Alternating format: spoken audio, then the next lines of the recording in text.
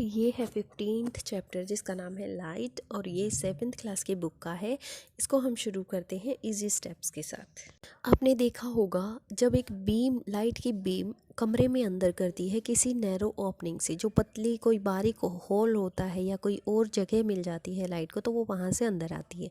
आपने ये भी देखा होगा जो लाइट होती है, जो हेड लैंप होते हैं स्कूटर के, कार के, इंजन ऑफ ट्रेन, कुछ भी इनकी जो लाइट होती है वो भी देखी होंगी, है ना। आपने जो टॉर्च की लाइट है वो भी देखी होगी। कई बार आपने देखा होगा कि जो सर्च लाइट होती है, जैसे लाइट हाउस से निकलती है या फिर एयरपोर्ट टावर से जो दिखती है, ये वाली। तो ये एक्सपेरिमेंट क्या सजेस्ट करते हैं, जो 15.1 है इसमें है light travel along a straight line. Light हमेशा एक स्ट्रेट लाइन में ट्रैवल करती है। जो बूझो है वो अपनी एक्टिविटी को रिकॉल करते हैं, याद करते हैं, जो उन्होंने 6th क्लास में की थी। इस एक्टिविटी में उन्होंने एक जली हुई कैंडल को एक स्ट्रेट पाइप से देखा और फिर वही के लाइट को एक बेंट पाइप से, जो मुड़ी हुई पाइप थी, उससे देखा। आप बता सकते हो बूझो जो लाइट थी उसको बेंट पाइप से क्यों नहीं देख सका। ठीक है, ये एक्टिविटी हमें शो करती है कि जो लाइट है वो स्ट्रेट लाइन में ट्रैवल करती है ना। तो क्या आप लाइट के पाथ को चेंज कर सकते हो? किस तरह से कर सकते हैं चेंज, बताइए। क्या आपको पता है कि जब लाइट किसी शाइनी या पॉलिश्ड सरफेस पे गिरती है तो क्या होता है? अब पढ़ते हैं रिफ्लेक्शन ऑफ लाइट। जो रिफ्लेक्शन ऑफ लाइट है उसको पढ़ेंगे। अब हम एक तरीका है जिससे हम लाइट के पाथ को चेंज कर सकते हैं। जब ये लाइट किसी शाइनी सरफेस पे गिरती है, जैसे कि एग्जाम्पल के लिए स्टेनलेस स्टील प्लेट है या शाइनिंग स्टील की चम्मच है, तो वो डायरेक्शन को चेंज कर सकती है। जो पानी है वो भी एक मिरर की तरह काम करता है और वो लाइट के पाथ को चेंज कर देता है, उसके रास्ते को चेंज कर देता है। क्या आपने कभी देखा है जो रिफ्लेक्शन है ट्रीज़ का, बिल्डिंग्स का, पानी के अंदर? फिगर 15.3 में देखो, जो कोई भी पॉलिश और शाइनी सरफेस होता है वो मिरर की तरह काम करता है। जब लाइट इस पर गिरती है तो क्या होता है? जैसा आपने क्लास 6 में देखा था, जो मिरर होता है वो लाइट की डायरेक्शन को चेंज कर देता है जो लाइट इसके ऊपर गिरती है। जो कि चेंज होती है डायरेक्शन, इसको रिफ्लेक्शन ऑफ लाइट कहते हैं। Change of direction by a mirror is called reflection of light. आप याद कर सकते हो कि वो एक्टिविटी जिसमें जो टॉर्च की लाइट थी वो रिफ्लेक्टेड हुई है मिरर के द्वारा। चलिए एक ऐसी एक्टिविटी परफॉर्म करते हैं। एक्टिविटी 15.1 देखिए। आपने एक टॉर्च लेनी है, इसके मिरर को आपने कवर करना है पेपर से जिसके 3 स्लिट्स हों, और इसको स्प्रेड करना है चार्ट पेपर को, जैसे कि फिगर में दिखाया गया है, एक स्मूथ वुडन बोर्ड के ऊपर। ठीक है, अब आपने एक प्लेन मिरर स्ट्रिप वर्टिकली इस चार्ट के ऊपर रखनी है, बिल्कुल फिगर की तरह। उससे पहले हम ब्लू बॉक्स को देखते हैं। पहली को याद आया वो कहानी जिसमें लायन और रैबिट की स्टोरी थी पंचतंत्र में, ठीक है, जिसमें रैबिट ने लायन को मूर्ख बनाया था, उसी का रिफ्लेक्शन दिखा के, उसी की इमेज दिखा के पानी के अंदर। अब ये एक्टिविटी को पढ़ते हैं आगे। आपने मिरर को तो फिक्स कर दिया है ना। अब आपने डायरेक्ट करना है, मतलब उसी साइड करना है, जो लाइट है बीम की वो मिरर के ऊपर, जो 3 स्लिट हमने बनाई थी उनसे बाहर निकल के मिरर के ऊपर गिरे। ठीक है, आपने टॉर्च को इस तरह से दूर रखना है उसको कि चार्ट पेपर के ऊपर वो लाइट गिरे। ठीक है, चार्ट पेपर जो लगाया था उसके अंदर से वो लाइट बाहर आए। अब उसने उसकी पोजीशन इस तरह से हो कि एक एंगल बनाए, वो जब मिरर के ऊपर उसकी लाइट स्ट्राइक करे तो वो एक एंगल बनाए, जैसे फिगर में भी दिख रहा है। क्या ये मतलब स्ट्राइक करने वाली लाइट रिफ्लेक्ट हो रही है? अब आपने उस डायरेक्शन को, उस एंगल को थोड़ा सा चेंज करना है, फिर से ऑब्जर्व करना है। क्या थोड़ा सा चेंज करने पे भी उसकी डायरेक्शन की रिफ्लेक्शन जो है वो चेंज हो रही है? अब मिरर में देखो, डायरेक्शन की साइड से, है ना, जो रिफ्लेक्टेड लाइट है आपको वो भी दिखेगी। क्या आप देखते हो कि ये जो स्लिट है इन मिरर की वो आपको मिरर में दिखाई दे रही है? जो ये है, ये इमेज है स्लिट्स की जो आपको मिरर में दिखाई दे रही है। ये एक्टिविटी क्या शो करती है कि लाइट है वो रिफ्लेक्ट होती है प्लेन मिरर से। इस तरह से आप इमेजेस के साथ खेल सकते हैं। चलिए खेलेंगे कुछ इमेजेस जो मिरर ने बनाई थी और थोड़ा सा और जानते हैं इनके बारे में। एक्टिविटी 15.2 देखते हैं। इसमें आपने जो सावधानी बरतनी है वो ये है, आपने जो लाइटेंड कैंडल है, जो जली हुई मोमबत्ती है, उसको ध्यान से हैंडल करना है। और ये अच्छा रहेगा अगर आप ये एक्टिविटी किसी बड़े की प्रेजेंस में या टीचर की प्रेजेंस में करते हैं। तो आपने क्या करना है, एक जली हुई मोमबत्ती एक प्लेन मिरर के सामने रखनी है और आपने देखना है कि जो फ्लेम है कैंडल की वो मिरर में कैसी दिखती है। ठीक है, ये बिल्कुल सिमिलर दिख रही होगी जैसे कि मिरर के सामने है, लग रहा होगा कि मिरर के पीछे भी एक ऐसी कैंडल रखी हुई है। जो कैंडल है जो मिरर के पीछे दिखाई दे रही है वो उसकी इमेज है एक्चुअली, है ना। तो जो कैंडल बना रही है मिरर में अपनी इमेज, उसको इमेज कहते हैं। और जो सामने रखी हुई है वो ऑब्जेक्ट है। जो मोमबत्ती खुद है, स्वयं जो मोमबत्ती है वो ऑब्जेक्ट है, जो मिरर में दिख रही है वो इमेज है। अब आप कैंडल को थोड़ी पोजीशन से मूव कर सकते हैं कि मिरर के सामने ही, और फिर से इसकी इमेज को ऑब्जर्व कर सकते हैं। अब बूझो के दिमाग में बड़ा इंटरेस्टिंग क्वेश्चन आया है। उसने नोट किया कि ये सरप्राइजिंग नहीं है, अगर मिरर छोटा है तो भी मैं वैसा ही दिखता हूँ, अगर बड़ा है तो भी मैं उतना ही दिखता हूँ, मेरा साइज सेम दिखता है। मतलब इसमें लिखा हुआ है कि क्या जो इमेज बन रही थी वो सीधी खड़ी हुई बन रही थी, क्या जो फ्लेम अपीयर हो रहा है कैंडल में ऑब्जेक्ट में, क्या वो इमेज में भी दिखाई दे रहा है। ऐसी इमेज इरेक्ट कहलाती हैं। ठीक है, जो अगर दिखाई दे रहा है वो सीधी खड़ी नज़र आ रही है तो वो इरेक्ट है। इमेज अगर प्लेन मिरर में इरेक्ट नज़र आता है और सेम साइज़ का नज़र आता है, ऐसे सिंपल जो मिरर होता है उसके अंदर। अब हम एक वर्टिकल स्क्रीन रखेंगे मिरर के पीछे, मतलब सीधी स्क्रीन रखेंगे, और हम उसकी इमेज, उस कैंडल की इमेज हम देखना चाहेंगे। तो क्या आपको इमेज दिखाई देगी? अगर हम मिरर के पीछे रखेंगे तो दिखाई देगी। अब हम स्क्रीन में मिरर के देखने की कोशिश कर रहे हैं तो हमें कैसे दिखाई देगी, क्योंकि वो स्क्रीन तो पीछे है। क्या इससे आपको क्या मिलता है, क्या पता चलता है कि जो इमेज कैंडल के पीछे थी वो स्क्रीन के आगे दिखाई नहीं देगी। अब हम जानते हैं कि जो डिस्टेंस है वो इमेज की मिरर से आगे, उसका क्या, वो कितनी रहेगी। चलिए इसके लिए एक और एक्टिविटी करते हैं। उससे पहले पहेली की बात सुनते हैं। पहेली ने एक नोट बनाया अपनी नोटबुक में। उसने लिखा कि जो प्लेन मिरर होता है, जो उसमें इमेज बनती है वो सीधी होती है, सेम साइज़ की होती है और सेम डिस्टेंस पे होती है। जितना मिरर के सामने है उतनी ही मिरर के पीछे नज़र आएगी। ये सिंपल मिरर के केस में है। आपने भी ये ध्यान रखना है कि सीधी, सेम साइज़, सेम डिस्टेंस पे अपीयर होती है। एक्टिविटी 15.3 में क्या है, आपने एक चेस बोर्ड लेना है। अगर आपके पास चेस बोर्ड नहीं है तो आपने खुद ही ड्रॉ करना है 64 स्क्वायर्स को, जो कि इक्वल साइज़ के होंगे, 8 इंटू 8 स्क्वायर्स होंगे। ठीक है, आपने एक थिक लाइन ड्रॉ करनी है इस पेपर के बीच में। ठीक है, फिर वहाँ पे मिरर को वर्टिकली क्या होता है, सीधा। हॉरिजेंटल क्या होता है, आड़ा। ठीक है, जो सीधा आप उसको प्लेन मिरर को खड़ा कर देंगे। अब आपने कोई भी स्मॉल ऑब्जेक्ट जैसे पेंसिल है, शार्पनर है, उसकी बाउंड्री के थर्ड स्क्वायर में रखना है, काउंट करके, मिरर से काउंट करके थर्ड स्क्वायर में रखना है। अब उसकी पोजीशन और इमेज की पोजीशन को नोट करना है। अब आपने ऑब्जेक्ट को फोर्थ स्क्वायर में रखना है, अगेन उसकी पोजीशन चेक करनी है, इमेज की पोजीशन। ठीक है, क्या आप कोई रिलेशन पाते हैं इसकी डिस्टेंस में, जो ऑब्जेक्ट की डिस्टेंस है और जो मिरर की डिस्टेंस है उसमें। ठीक है, आपको आप ये है देखोगे कि जो इमेज है उसकी डिस्टेंस सेम है जितनी कि मिरर के सामने वाले ऑब्जेक्ट की है। ठीक है, इससे वेरीफाई होता है कि ऑब्जेक्ट कहीं पर भी हो चार्ट पेपर पर, उसकी डिस्टेंस सेम रहेगी। अब हम बात करते हैं राइट और लेफ़्ट की। जब आप अपनी इमेज मिरर में देखते हैं तो क्या वो बिल्कुल आपकी तरह ही होती है? आपने कभी नोटिस किया है कि इंटरेस्टिंग डिफरेंस होता है आपके और आपकी इमेज के बीच में? चलिए फाइंड आउट करते हैं वो डिफरेंस। आप मिरर के सामने खड़े होंगे और अपनी इमेज को देखेंगे। अब आप अपना लेफ्ट हैंड ऊपर की तरफ करेंगे। जो हाथ आपने ऊपर किया है, क्या आपकी इमेज ने भी वही हाथ ऊपर किया है? अब आप अपना राइट ईयर टच करेंगे। क्या आपकी इमेज ने भी राइट हैंड से ही टच किया है? ध्यान से देखो, आपको पता लगेगा कि जो मिरर है उसमें जो जो आप राइट कर रहे हो वो लेफ़्ट अपीयर होता है, और जो आपका लेफ़्ट है वो राइट अपीयर हो रहा है। आपने नोट करना है कि साइड है वो इंटरचेंज हो जाती है, मतलब बदल जाती हैं। इमेज का अपराइट डाउन नहीं होता, मतलब आपका सिर आपके पैरों की तरफ दिखाई नहीं देगा, सिर्फ साइड्स चेंज होंगी। अब आपने नोट डाउन करना है अपना नाम किसी पीस पे लिख के, पेपर पे लिख के, और मिरर के सामने खड़े होके उसे देखना है। ठीक है, ये कैसा दिखेगा? बूझो कहता है उसने रोड पे एक एम्बुलेंस देखी। उस पे एम्बुलेंस जो लिखा हुआ था वो सरप्राइजिंग वे से लिखा हुआ था, बड़े अजीब तरीके से लिखा हुआ था।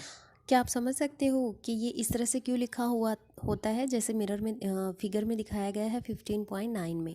जब ड्राइवर कोई भी ड्राइवर रोड पे व्हीकल को, एम्बुलेंस के व्हीकल को देखता है अपनी रेयरिंग व्यू मिरर से, मतलब पीछे देखने वाले मिरर से, तो वो एम्बुलेंस को पढ़ सकता है। जैसे हम सीधा लिखते हैं वैसे वो मिरर में पढ़ सकता है। तो ये इसलिए होता है ताकि वो रास्ता दे सके। ये हमारी ड्यूटी है कि हम एम्बुलेंस को जाने दें बिना किसी रोक टोक करें, ठीक है।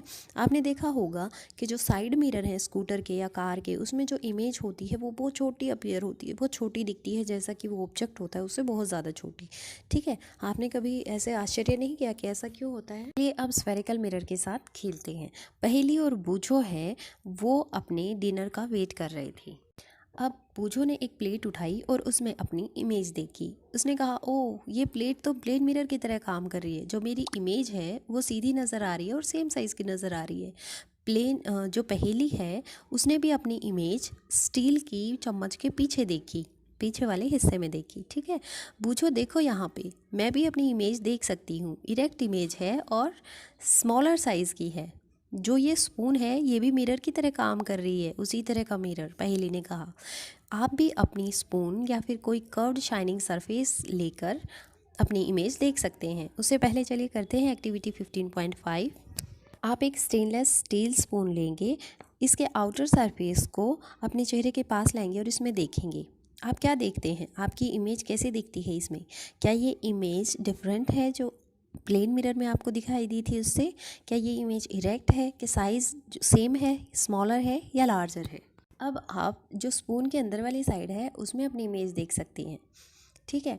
आप क्या देखोगे कि आपकी जो इमेज है वो इरेक्ट है, सीधी है, लेकिन बड़ी है साइज़ में।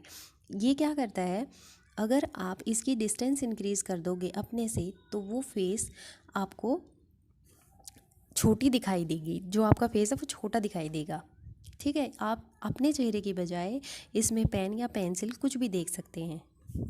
जो कर्व्ड शाइनिंग सरफेस है चम्मच का वो एक मिरर की तरह काम करता है। जो कॉमन एग्जांपल है कर्व्ड मिरर का वो स्फेरिकल मिरर है। अगर रिफ्लेक्टिंग सरफेस स्फेरिकल मिरर का कॉनकेव है तो इसको कॉनकेव मिरर कहेंगे। अगर उसका रिफ्लेक्टिंग सरफेस कॉन्वेक्स है तो उसको कॉन्वेक्स मिरर कहेंगे। मैं इसको याद करने की ट्रिक बताती हूँ। जो कॉनकेव है उसमें कॉन सेम है, कॉन्वेक्स में भी कॉनसेव है।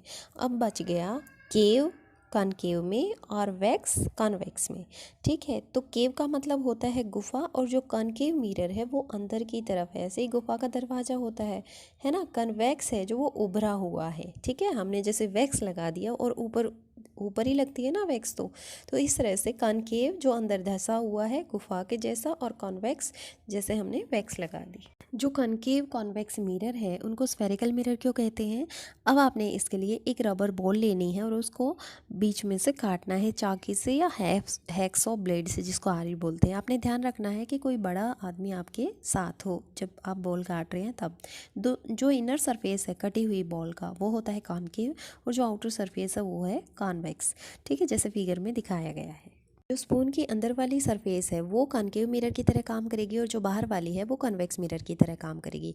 आपको पता है जो इमेज प्लेन मिरर बनाता है वो स्क्रीन पे हमें नहीं मिलती। चलिए इन्वेस्टिगेट करते हैं ये ट्रू है या नहीं कॉनकेव मिरर के केस में। एक्टिविटी 15.6 करने से पहले हमें ध्यान रखना है कि हमें सूरज की तरफ सीधे नहीं देखना है, क्योंकि ये हमारी आंखों को डैमेज कर सकता है। आपने ना ही सूरज की तरफ डायरेक्टली देखना है और ना ही उसकी इमेज की तरफ देखना है। आप जो उससे फेंकी गई लाइट है, जो स्क्रीन पे या वॉल पे लाइट गिरेगी, आप उसकी तरफ देख सकते हैं। आप एक कॉनकेव मिरर लेंगे, इसको सूरज की तरफ इसका फेस करके इसको होल्ड करके रखेंगे। आपने जो रिफ्लेक्टेड लाइट है मिरर की वो एक पेपर पे देखनी है, शीट पे देखनी है, एडजस्ट करनी है डिस्टेंस की पेपर पे, जब तक कि आप शार्प ब्राइट स्पॉट जब तक इस पर नहीं देख लेते, ठीक है। मिरर को होल्ड करके रखना है कुछ टाइम के लिए, ठीक है, जब तक ये जलना शुरू ना कर दे। ये जो ब्राइट स्पॉट है इनफैक्ट ये इमेज है सन की, ठीक है। आपने नोट करना है कि जो इमेज बन रही है स्क्रीन पे ये इमेज रियल इमेज है, ठीक है।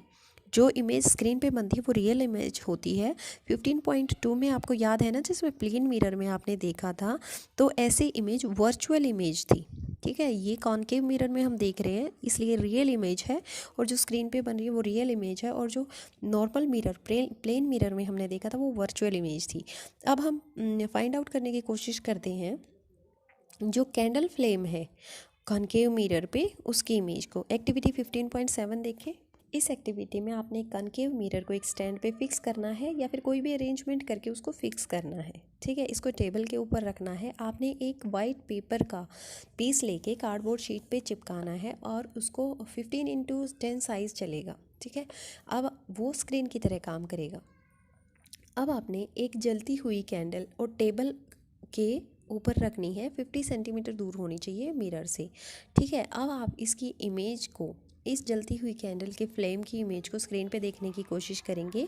इसके लिए स्क्रीन को मूव करते रहें जब तक कि शार्प इमेज ना बन जाए। ये आप श्योर रहें कि जो लाइट है कैंडल के थ्रू जो जा रही है, ठीक है, जो कैंडल से लाइट मिरर पे जा रही है उसमें कोई बाधा ना हो। ये इमेज रियल है या वर्चुअल, ये सेम साइज़ की है या उससे बड़े साइज़ की है। अब आप कैंडल को थोड़ा सा मिरर की तरफ मूव करेंगे और डिफरेंट डिस्टेंस पे इसको रख के देखेंगे। हर केस में आपने इमेज जो स्क्रीन पे बन रही है उसको देखना है, रिकॉर्ड करना है अपनी ऑब्जर्वेशन 15.1 में। क्या ये पॉसिबल है कि जो इमेज है स्क्रीन पे, जो कैंडल बहुत क्लोज है मिरर के, है ना, जब कैंडल क्लोज है तो क्या इमेज बन रही है उसके स्क्रीन पे? तो हम देखते हैं कि जो इमेज बन रही है कॉनकेव मिरर से वो स्मॉलर भी हो सकती है, लार्जर भी हो सकती है एक ऑब्जेक्ट की, ठीक है। इमेज वर्चुअल भी हो सकती है और रियल भी हो सकती है। आपने फिक्स नहीं करना है, जो हमने सन के केस में पढ़ा था कि वो रियल इमेज है, ठीक है। ये कुछ भी हो सकती है, स्मॉलर, लार्जर, रियल, वर्चुअल, कुछ भी।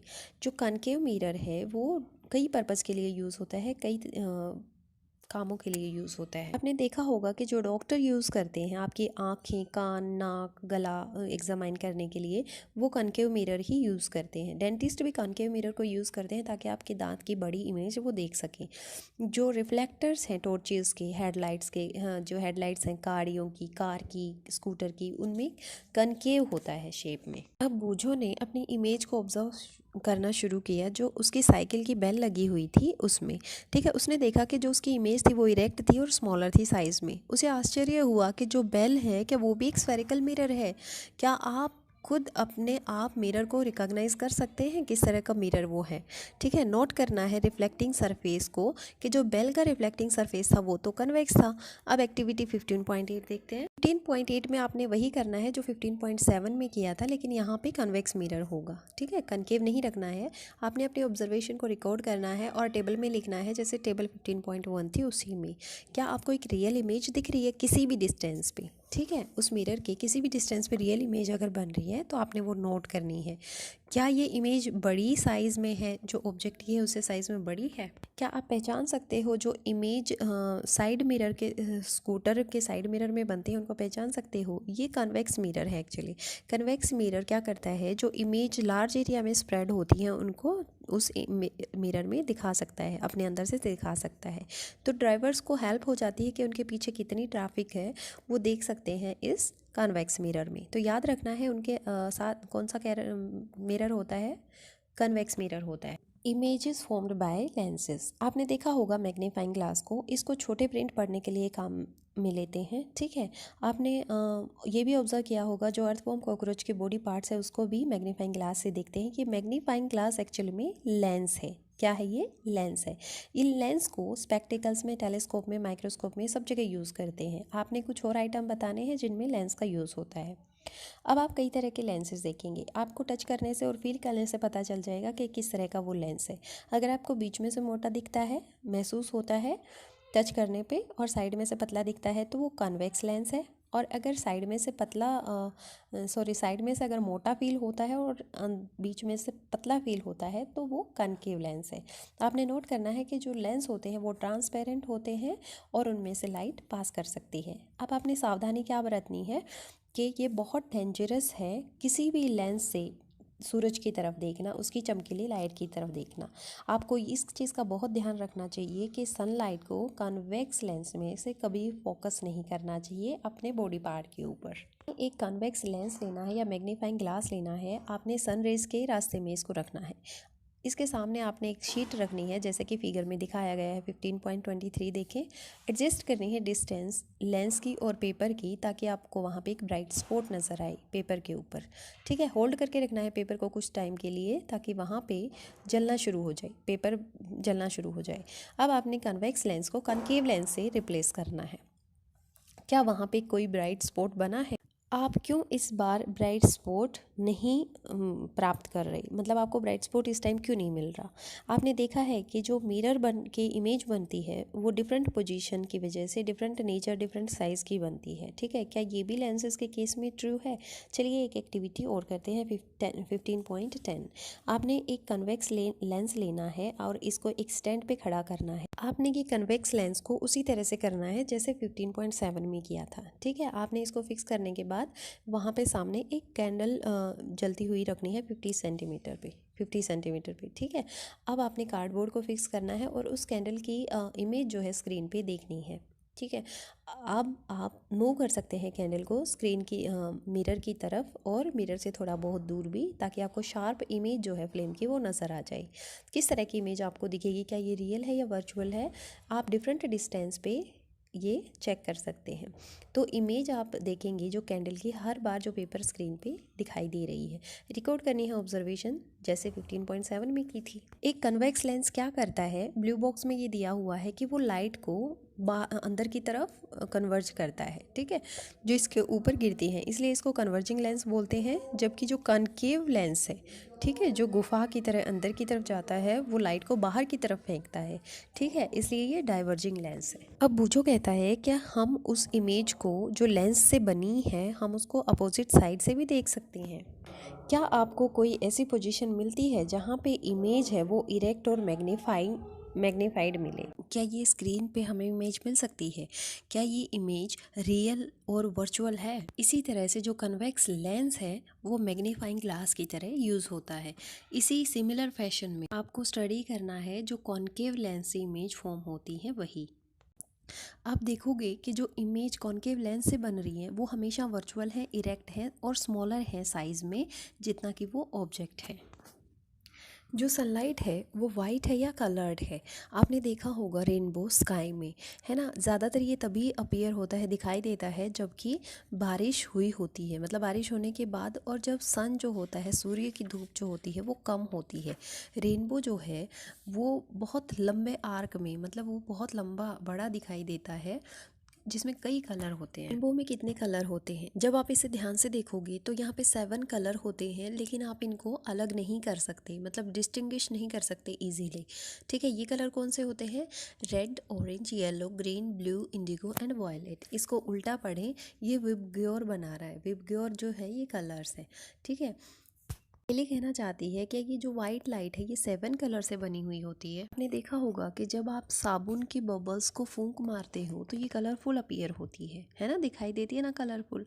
इसी तरह से जब कोई सीडी होती है कॉम्पैक्ट डिस्क, जब उससे लाइट रिफ्लेक्ट होके आती है तो इसमें कई कलर दिखाई देते हैं। इसी एक्सपेरिमेंट के बेस पे क्या हम कह सकते हैं कि जो सनलाइट है वो डिफरेंट कलर्स का मिक्सचर है? चलिए इन्वेस्टिगेट करते हैं। एक्टिविटी 15.11 में क्या है, आपको एक प्रिज्म लेना है और एक नैरो बीम से सनलाइट को पास करना है किसी मतलब छोटे होल से किसी डार्क रूम में रख के प्रिज्म को, और उस पर लाइट डालनी है बहुत नैरो होल से। ठीक है, अब जो लाइट प्रिज्म से टकरा के वापस आ रही है आपको उसे या तो वाइट शीट पे देखना है या फिर वाइट वॉल पे देखना है, दीवार पे।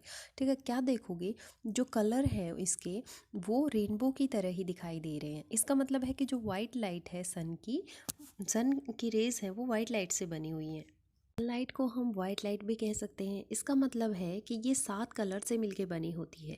हम ट्राई करेंगे इन कलर्स को देखने की और फिर इनका नाम अपनी नोटबुक में लिखेंगे। क्या अगर हम सातों रंगों को मिला दें तो हमें वाइट लाइट ही मिलेगी? चलिए ये भी ट्राई करते हैं। एक्टिविटी 15.12 देखें। इस एक्टिविटी में आपको एक सर्कुलर बोर्ड लेना है 10 सेंटीमीटर डायमीटर का। अब इस सर्कुलर जो बोर्ड को आपने 7 सेगमेंट में डिवाइड करना है। अब इसको 7 कलर से या तो पेंट करना है या आपको उसके ऊपर कलर्ड पेपर चिपकाने हैं, हर एक सेगमेंट पे अलग से पेपर। ठीक है, अब इसके अंदर एक स्मॉल होल बनाना है, छिद्र बनाना है और इसमें टिप जो है रिफिल का वो बॉल पेन का फिक्स करना है। आप इस चीज़ के लिए इंश्योर रहें कि जो डिस्क है वो फ्रीली रोटेट कर सके उस बॉल पेन के, मतलब उस जो सिक्का हम डाल रहे हैं उसके ऊपर। अब रोटेट करना है डिस्क को डे लाइट में। अब आप जब रोटेट करोगे तो आप देखोगे जब ये बहुत तेज़ी से दौड़ रही है, रोटेट कर रही है, तो जो कलर है वो मिक्स हो जाते हैं और ये जो डिस्क है ये वाइटिश नज़र आएगी, सफ़ेद रंग की।